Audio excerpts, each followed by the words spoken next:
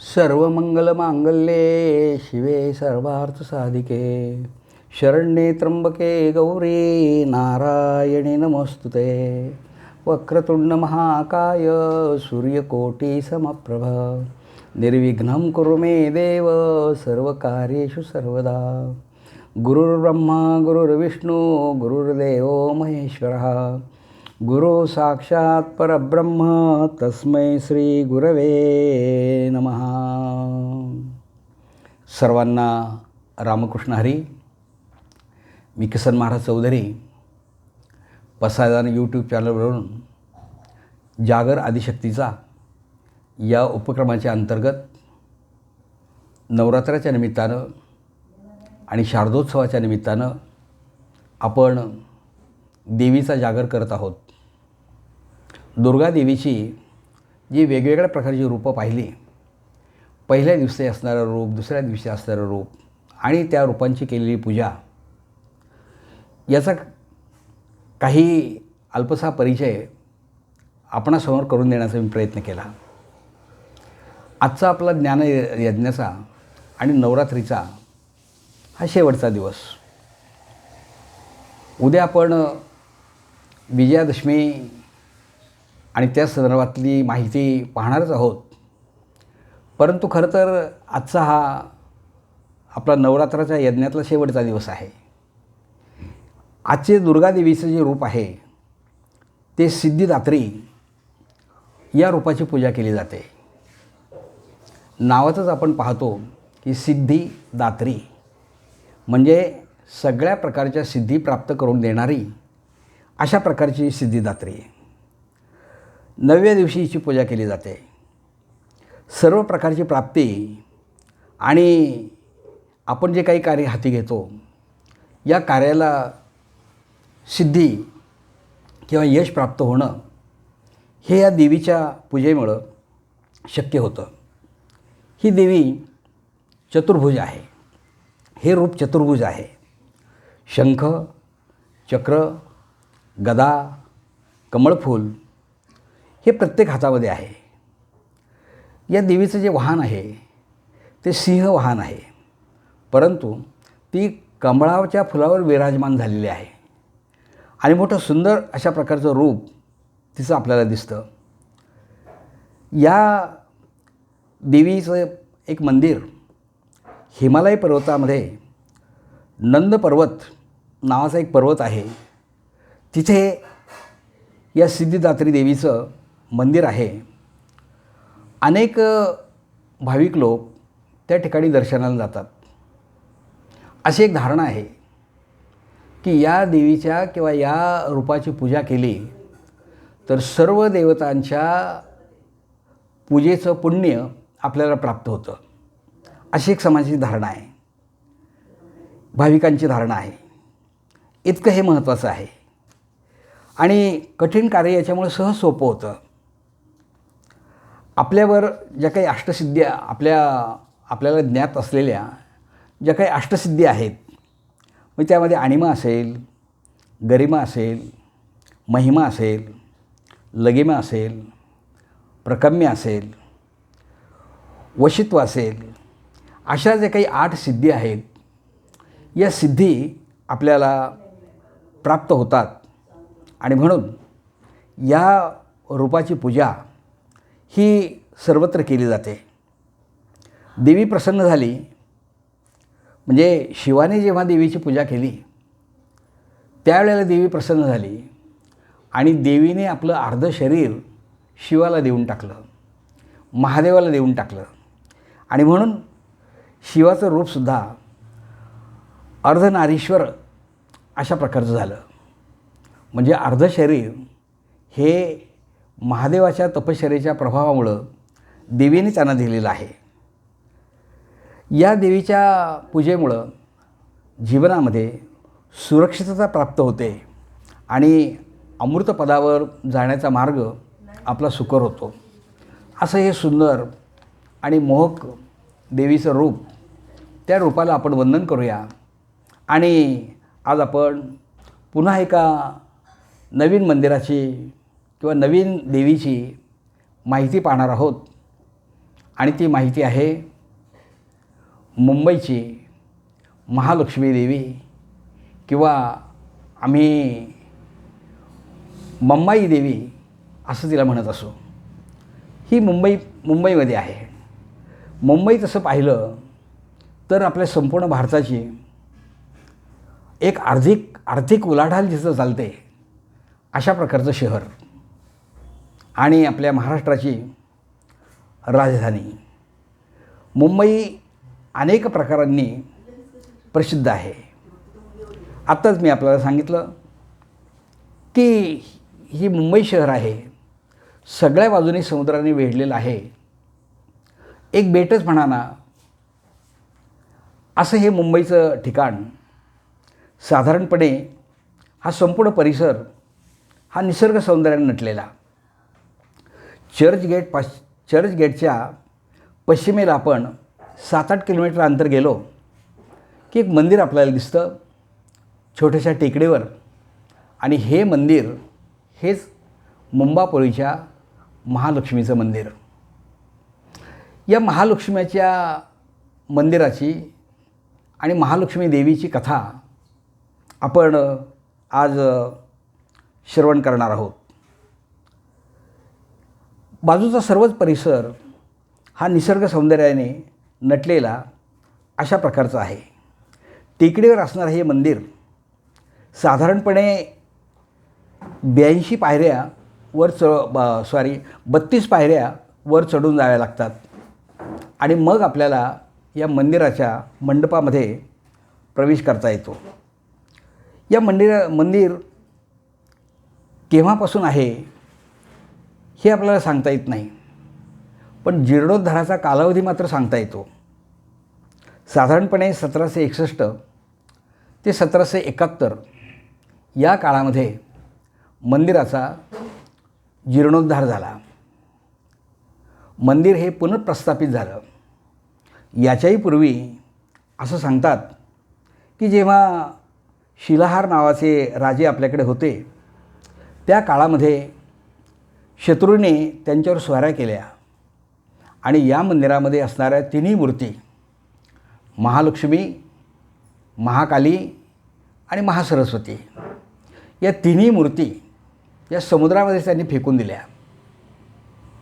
बराच काळ त्या मूर्ती त्या समुद्राच्या तळाशी तशाच होत्या.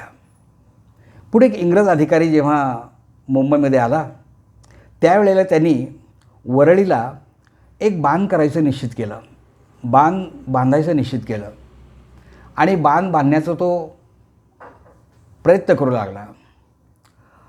अनेक ठेकेदार त्या ठिकाणी बांधकामाच्या निमित्ताने आले, परंतु कोणालाच काही तो बांध पूर्ण करता आलं नाही. याचं कारण त्या ठिकाणी जोरदार वाहणारे वारे, समुद्राच्या लाटा, त्यामुळे तो बांध काही बांधता आला नाही. पण त्याच्यामध्ये रामजी शिवजी प्रभू नावाचा एक ठेकेदार होता. त्याला रात्रीच्या वेळेला स्वप्न पडलं आणि दृष्टांत झाला. देवी त्याच्या स्वप्नात आली आणि देवीने सांगितलं, आमच्या तिन्ही बहिणींना तू वर काढ आणि आमची प्राणप्रतिष्ठा कर, तरच हा बांध पूर्ण होईल. सकाळी उठल्यानंतर या रामजी शिवजी प्रभू या ठेकेदाराने इंग्रज अधिकाऱ्याला सांगितलं. आपल्याला झालेला दृष्टांत त्यांनी सांगितला आणि तुम्ही मला त्या मूर्ती काढण्यासाठी परवानगी द्या आणि मंदिर बांधण्यासाठी परवानगी द्या. ज्या ठिकाणी त्या मूर्ती टाकलेल्या होत्या त्या ठिकाणी त्यांनी जाळं टाकलं आणि त्या जाळ्यामध्ये वास्तविक खोलवर असलेल्या पाषाणाच्या मूर्ती त्या जाळ्यामध्ये अडकल्या. ते जाळं सुतळ्यांचं तयार केलेलं होतं, तरीसुद्धा इतक्या जड मूर्ती त्या जाळ्यामध्ये अडकून सहजपणे वर आल्या. ही एक प्रकारची देवीची कृपा समजली पाहिजे. त्या ठेकेदाराला खूप आनंद झाला आणि त्याने बांध बांधण्याचं काम पूर्ण केलं आणि त्या बांधाला त्या इंग्रज अधिकाऱ्याचंच नाव दिलं. या बांधकामामधून त्याला जो काही पैसा मिळाला, त्या पैशामधून त्याने तिथं देवीचं मंदिर उभं केलं. तिन्ही मूर्तींची प्राणप्रतिष्ठा त्या ठिकाणी केली आणि एक सरकारने मंदिरासाठी लागणारी जागा ही सुद्धा त्याला भेट म्हणून दिली. पुढे एक सोनार आणि कोळी या दोघांनी काही पैसा त्या ठिकाणी खर्च केला आणि मंदिराच्या जवळपास काही धर्मशाळा बांधल्या. त्यामुळे भाविकांच्या राहण्याची सोय त्या ठिकाणी झाली. मंदिर, मी मगाशीच आपल्याला सांगितलं, मंदिर हे टेकडीवर आहे, पण फार उंच टेकडी नाही. साधारणपणे 32 पायऱ्यावर चढून गेलं की आपल्याला त्या ठिकाणी सभामंडपामध्ये प्रवेश करता येतो. पुढे गर्भगृहामध्ये किंवा गाभाऱ्यामध्ये गेलं तर त्या ठिकाणी एक रुपेरी चौरंगावर आपल्याला मूर्ती दिसतात. त्यामध्ये मध्ये जी मूर्ती आहे ती महालक्ष्मीची मूर्ती आहे. साधारणपणे 2 ते 2.5 फूट अशा प्रकारची मूर्ती आहे. मूर्तीच्या उजवीकडे महाकालीची मूर्ती आहे. ती पण 2-2.25 फूट उंचीची आहे. या महालक्ष्मीच्या मूर्तीच्या डावीकडे महासरस्वतीची मूर्ती आहे. तिची पण उंचीच तेवढी 2-2.25 फुटाची आहे. या मूर्ती आणि त्यांची आसनं, त्यांची वाहनं ही सुद्धा आपल्याला त्या ठिकाणी दिसतात. महालक्ष्मीचं वाहन हे व्याघ्र आहे, तर महाकालीचं वाहन महिषासूर आहे, तर महासरस्वतीचं वाहन हे मयूर आहे. आणि अत्यंत सुंदर अशा प्रकारच्या मूर्ती आपल्याला त्या ठिकाणी पाहायला मिळतात. साधारणपणे सकाळच्या वेळेला ह्या मूर्तींची पूजा केली जाते. दिवसातून 4 वेळा आरती होते. अंगावर सुंदर अशा प्रकारची वस्त्र परिधान केली जातात.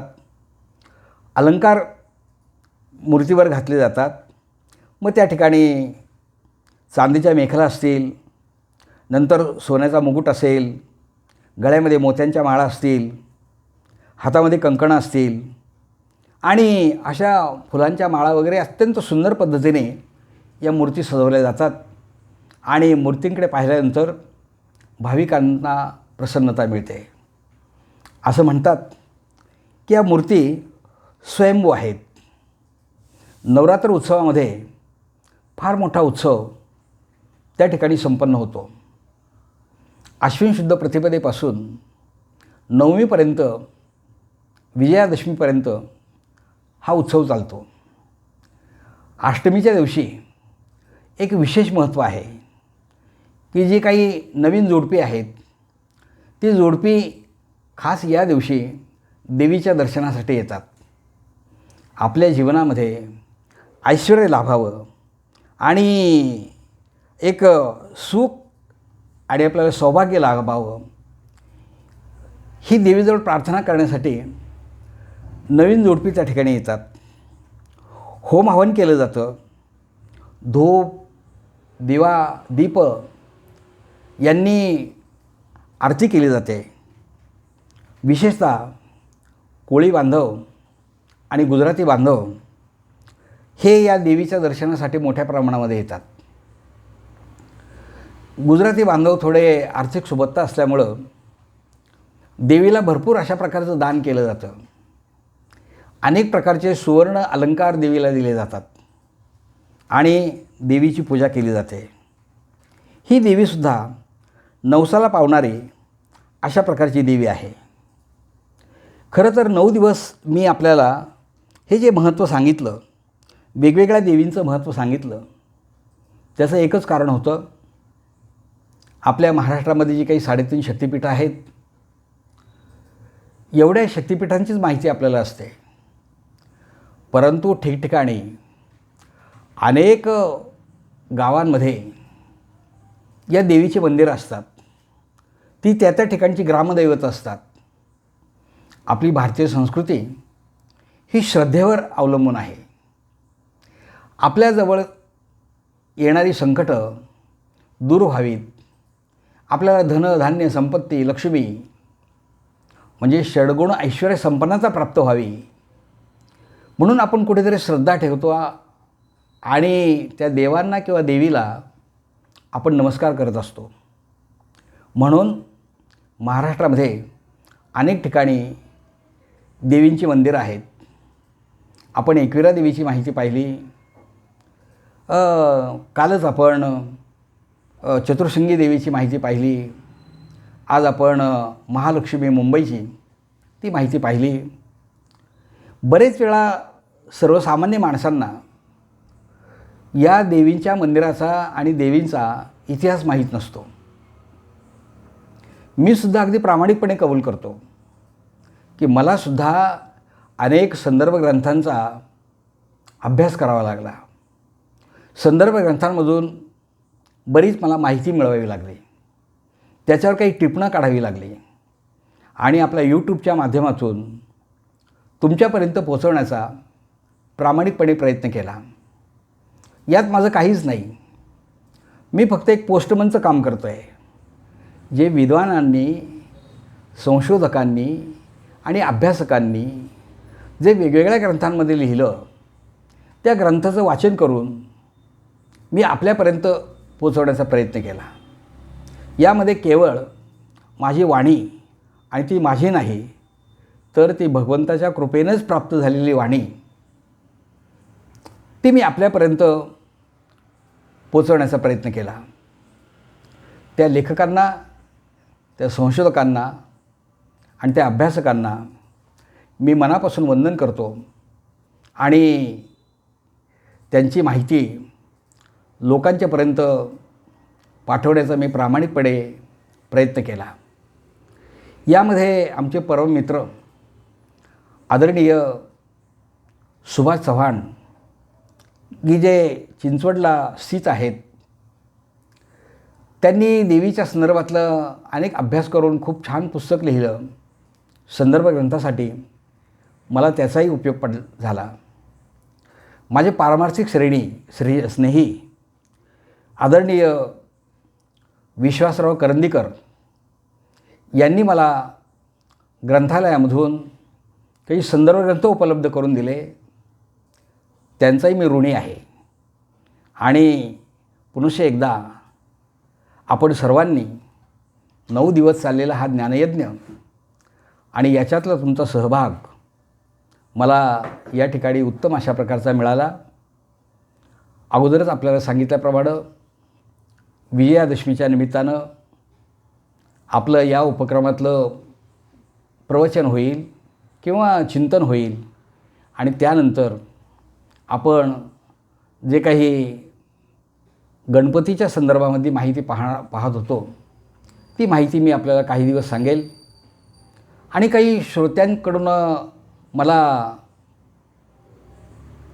सांगण्यात आलं की आम्हाला काही संतचरित्र ऐकायची. आपण ती संतचरित्रसुद्धा पुढच्या काही भागात ऐकणार आहोत, कारण आपली भूमी संतांची भूमी आहे. बरेच वेळा संतसुद्धा लोकांना माहीत नसतात आणि पुढच्या पिढीला आपण सांगितल्याशिवाय ते संत माहीत होणार नाहीत. आणि म्हणून माझी खरं तर प्रामाणिक इच्छा आहे की ही जी माहिती आहे ही आपण आपल्या मुलांच्यापर्यंत पोचवावी. मला काही लोक मोबाईलवरनं दूरभाष करून सांगतात किंवा फोन करून सांगतात की आपण सांगितलेली माहिती आम्ही रोज संध्याकाळी आमच्या मुलांना आमच्या मोठ्या हॉलमध्ये बसवतो. टीव्हीच्या स्क्रीनवर हे 15-20 मिनटाचं तुमचं चिंतन लावलं जातं आणि आमच्या मुलांना नवीन नवीन माहिती मिळते. मी त्यांचे हे फोन ऐकले की भरून पावलं असं होतं. आणि भगवंताने आपल्याला ज्या कार्यासाठी खाली पाठवलेलं आहे ते कार्य आपल्यासाठी होतं आहे, परंतु हे कार्य आपल्याकडून होतं आहे असा अहंकारसुद्धा मनामध्ये भगवंता माझ्या मनामध्ये येऊ देऊ नकोस. अहंकाराचा वारा न लागे राजसा, माझ्या विष्णुदासा भाविकासी, अशा प्रकारची प्रार्थना करतो. आणि न्यूनते पुरते अधिकतरी सरते, करून घ्या पुरते विनविते असे, अशा प्रकारची प्रार्थना करतो. आणि याच ठिकाणी थांबतो. रामकृष्ण हरी.